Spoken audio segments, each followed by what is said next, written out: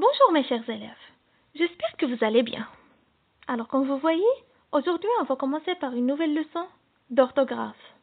Notre leçon est la suivante. Ce, ou, la et la. Ça veut dire à la fin de cette séance, vous devez être capable de différencier entre ces mots et de savoir quand on utilise chaque mot. C'est bon alors? Maintenant, on va passer à quelques exemples pour que vous puissiez mieux comprendre ou bien pour que vous puissiez savoir la différence entre ces mots-là. Alors d'abord, qu'est-ce que vous pouvez remarquer ici? Alors ces mots se prononcent de la même façon, ce. Mais ils s'écrivent d'une façon différente. Et bien sûr, ils n'ont pas le même sens. Alors ce sont les homonymes. C'est bon? Alors maintenant, essayez de lire les deux premières phrases et de savoir la différence entre les mots qui sont en couleur. Par exemple, la première phrase, ce jeune garçon décide de se promener. La deuxième phrase, ce soir, ils vont se diriger vers la colline. Alors ici, qu'est-ce que vous pouvez remarquer? Quand on utilise ce avec CE et quand on utilise ce avec SE. Regardons le premier ce. C'est placé à côté de quoi? D'un nom singulier masculin. Et regardons ici dans la deuxième phrase. C'est la même chose. Ce soir.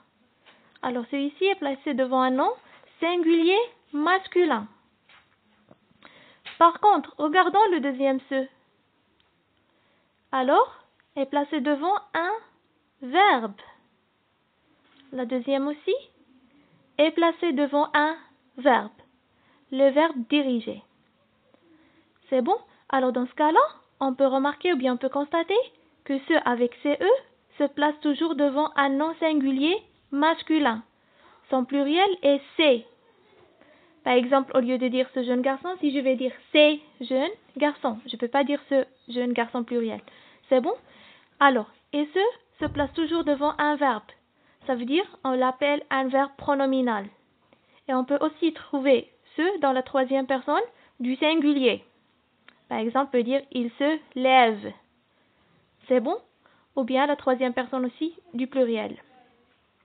Alors, passons maintenant aux autres phrases. Regardons ici. Tu prends du sirop bien décomprimé. La deuxième phrase. La pharmacie où je vais se trouve au coin de la rue.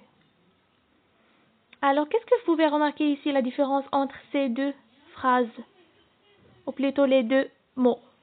Ou sans accent et ou avec accent.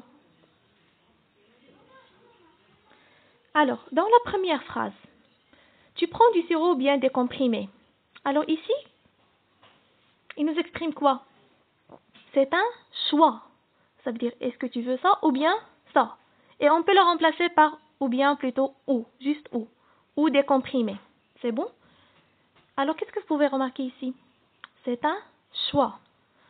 Et on l'appelle une conjonction de coordination. C'est bon? Alors, et vous connaissez déjà les conjonctions de coordination.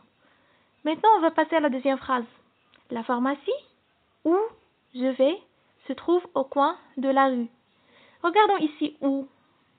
On a déjà vu où. C'est un pronom relatif. Indique quoi ici? Regardons la pharmacie. C'est un lieu. Ça veut dire, on peut constater qu'on utilise ou sans accent lorsqu'on a un choix et ou avec accent lorsqu'on a un lieu. Alors, maintenant, passons aux dernières phrases. Ils se rendent à la clinique et la visitent. La deuxième phrase, asseyez-vous là. Alors, qu'est-ce que vous pouvez remarquer ici? La différence entre là et là, avec accent. Ils se rendent à la clinique. Alors là, ici, c'est un pronom personnel ou bien un déterminant. Alors faites attention, là, sans accent, peut être soit un pronom personnel ou bien un déterminant. Ça dépend. Alors ici, la clinique, là, est placée devant un nom féminin. Ça veut dire c'est juste un déterminant et elle nous remplace rien. Par contre, regardons là. La deuxième là. Alors ici, elle la visite. Alors ici, la remplace quoi? Remplace la clinique. Ça veut dire c'est un pronom personnel. On l'a remplacé la clinique pour qu'on puisse éviter la répétition. C'est bon? Alors vous devez faire attention à ces deux-là pour ne pas confondre entre les deux. Parce qu'un pronom personnel, c'est pas un déterminant bien sûr. Alors la dernière phrase, asseyez-vous là. Alors là ici, c'est tout simplement c'est un lieu. Ça veut dire c'est un adverbe de lieu. C'est bon? Alors passons maintenant aux règles, ou bien juste on va voir des exemples. Alors les homonymes, ce.